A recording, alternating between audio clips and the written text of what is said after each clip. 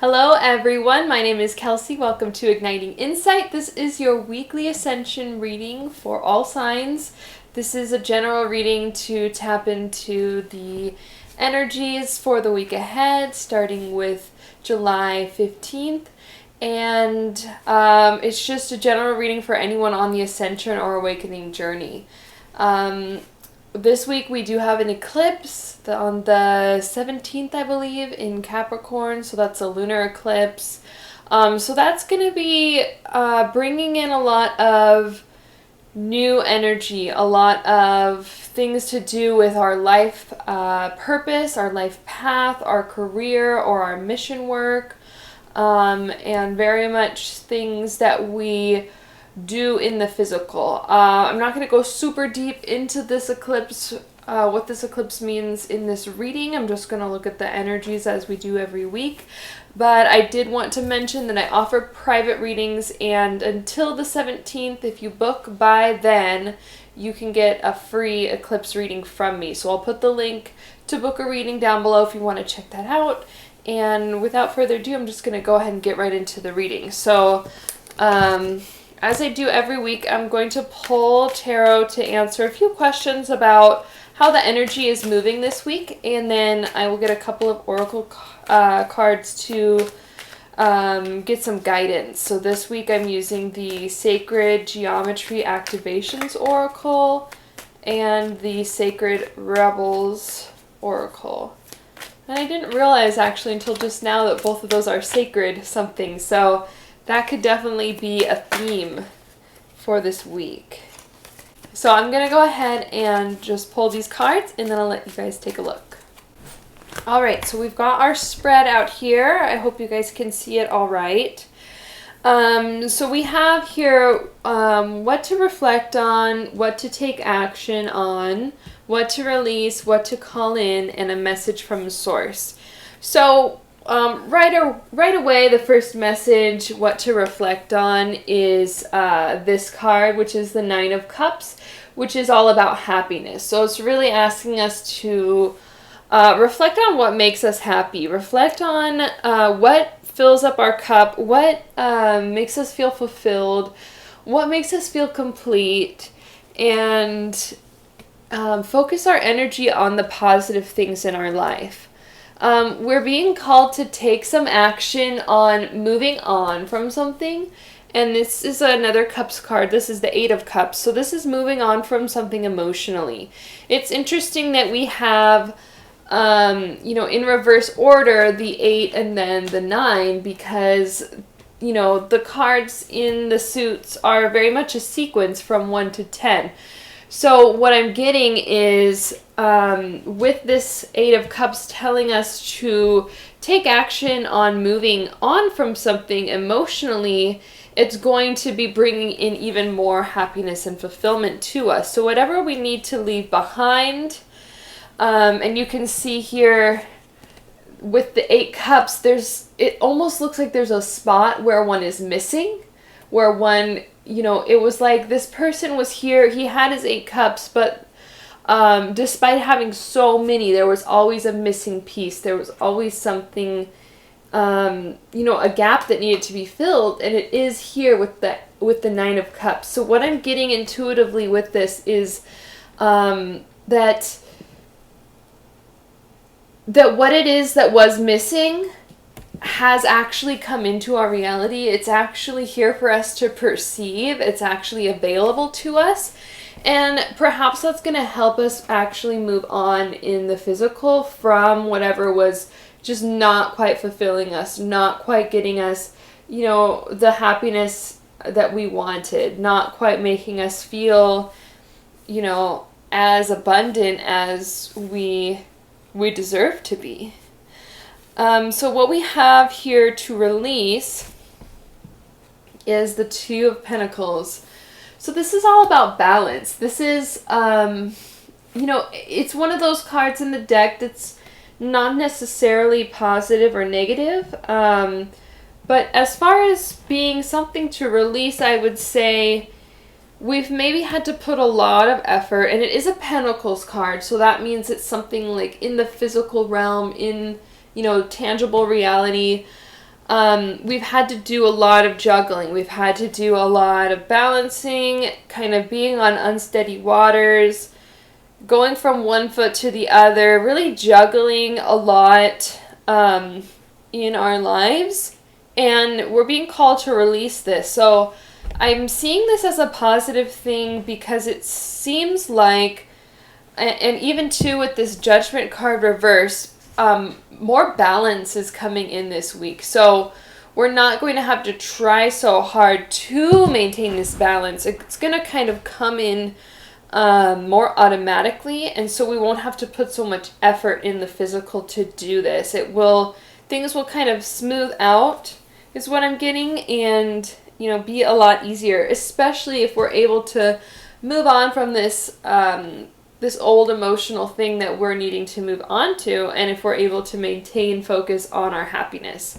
So this here is what we're calling in. So it's the Judgment reversed, which I'm getting as an emphasis on, like I said, it kind of relates back to the Two of Pentacles, where it's kind of a release.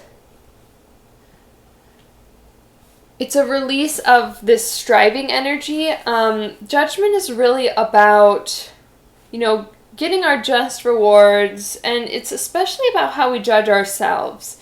And, are we living up to our potential? Are we, feeling our connection to the divine and understanding that the way that life works is that we kind of attract and manifest what we're putting out there, and it's very much a give and take. In reverse, I'm an intuitive reader, so I take reversals very intuitively as far as what they mean, and I'm kind of getting this as the reversal is just saying, kind of like it's already been done. It's so being that this is in the space of what to call in, I'm getting that it's kind of embracing what's already occurred in your life. Embracing the way that karma has already unfolded for you. Embracing, it is the 20 card. So it is at the end of the cycle of the major arcana. The final card being the World card, which is the one right after this one. So it's kind of this wrap-up energy, and I'm just getting that, it's really, we're needing to embrace this. I would also say, for some of you, it could be there's a little bit of resistance to this the finality of this energy, especially being here with the Eight of Cups. Again, some of us could be resisting moving on from something that we need to move on from. And I think the message here is that essentially source or God or, spirit, the universe, whatever you want to call the divine power, the divine's plan has already been enacted. And so we're meant to just kind of call in this energy of acceptance of that. That's really what I'm getting with this Judgment card. And the message from Source is the Six of Cups, which is childhood, it's innocence, it's nostalgia, and for me personally, this is my soulmate card. So anybody that might be dealing with a romantic situation or a soulmate situation, somebody that you feel a strong connection to, this week is really kind of helping to clear the way for that relationship to kind of ground and emerge. And again, there's a lot of Cups energy here, so it is an emotional week. But it's also, I'm getting, with the Nine of Cups and the Six of Cups down here and the Eight of Cups, we're moving on from an old emotional pattern so that we can finally be happy with our soulmate or with our soul tribe or, with our inner child, with ourselves, with our kind of inner integration too is what this means, because you know, we can't, when we think about like childhood and nostalgia, we think back to times that were really positive, where we felt really whole and secure, and that's what we're going for. I just wanted to get one more clarifier, and we got the Emperor reversed. This has been coming out so much for me lately, and what I get is, it's really, it's almost difficult to explain this energy, because I talk a lot about balancing masculine and feminine, right? I talk a lot about how to be whole and integrated, we need to balance our masculine and feminine side. And the Emperor is really this divine masculine energy, but it keeps coming out reversed, which to me is saying, you know, our masculine side is good. Like, we've kind of got, we've got our masculine side down. We understand how to use it, and it kind of needs to take a back seat so that our feminine side can be nurtured, so that we can, you know, use our emotions and our intuition more to lead us to the truth that we are seeking. And then strength also has been coming out a lot. So this is about taming our inner demons, taming our inner fears and our beasts, and being strong in ourselves. And you see that it is a feminine character here. So I'm really getting that we are integrating the masculine and feminine, but it's less about this kind of stoicism of the masculine, this kind of really he's secure, but it's like he's also very like planted. I think we're needing to be a little bit more movable this week. We're needing to be a little bit more flexible. You can see here she's taming this lion, and she's got her hands on his mouth, kind of like moving the mouth of the beast, basically doing this inner energy work of really getting our hands around our own fears and not letting them take control of our lives. So I'm going to get one more tarot card, just as sources wanting to give a lot of messages here, and we'll get some oracle guidance as well, but just to see what other energy comes out. And do follow me on Instagram if you haven't already. I post energy updates pretty regularly there, cards of the day and whatnot, almost every day, and I also do live readings during the week, about twice a week, sometimes more, so you can check those out for more frequent updates. Also on Facebook is the same thing, and you can find me at Igniting Insight for both of those. Okay, so we get the Ten of Swords. So again, this is another closing out of cycles, closing a chapter. This is really about defeat, but it's defeat with a greater purpose, because you see the light coming here. So we really sometimes need to let the darkness completely end something in our lives, and let it completely be closed, be completely defeated. It's completely over, so that the light can come back, so that we can realize a new future, a new reality, really. And I'm again, I want to go back to the Six of Cups here. I'm getting that for a lot of us this week, it's having to do with a partnership or a soulmate, or you know, our own inner child. Okay, so let's get some oracle guidance. I'm gonna pull these both, and then read them together. So we have Gaia, number 28. The frequency of Gaia reminds us that we are infinitely connected to one another, just as we are to our great mother and to the universe that birthed us all. So I think that's kind of the energy that was trying to come through when I was explaining the Six of Cups. It's about our connection to ourselves, which connects us to each other, which connects us to the earth, which connects us to the universe. So it's this deeper level of connection that we are receiving this week. and in the world, not of the world. And this is a lot of water energy. Okay, so here I'll show you these two. So what I'm getting for this message is really to realize that we are all connected. You are connected. You are an intimate part of this universe, of this world, of the earth, and of your community. And you are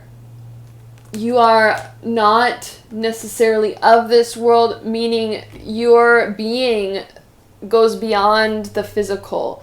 You are a spiritual being. You are a light worker. You are, what's the message that's wanting to come through is you are made of stars. You are, you're a part of Source. But you're here in the world to live out a purpose, and you're here to do things in the physical, to make changes in the physical, and to experience what it's like to feel happiness in the physical, and to feel fulfillment, and to find your strength, and to master yourself. And that is really the purpose of life, and that is how we change on a more global level, by changing ourselves. So what I'm getting here is just, you know, it's a good week to connect with each other, to connect into yourself, to connect with the earth, and to realize that you are such an important part of the grand picture. And, you know, to really, I want to say to really dance in that energy, if that lands for you. This is the true you, seeing the true you, okay?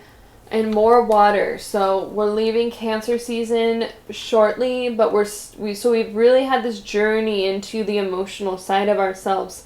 We're going to be going into Leo season, which is, you know, here we have the lion too, but it's, you know, all about creative energy, creativity, and self-expression. So we've gone through Cancer so that we can know ourselves more deeply, so that when Leo season comes, we're able to start expressing that. Seeing the true you. It's about knowing yourself and then letting others know you. Being seen. Being, you know, being vulnerable and letting people see who you really are. Okay, I hope that reading lands for you. I hope that was helpful. I really think this is going to be a beautiful, you know, somewhat transformational week ahead, but the energy seems very loving and very nurturing. And, you know, it's just about kind of finally closing out some of the old so that we can really embrace, you know, our true fulfillment, our true happiness, and our true purpose, and our true selves. So that's what I'm getting for this week.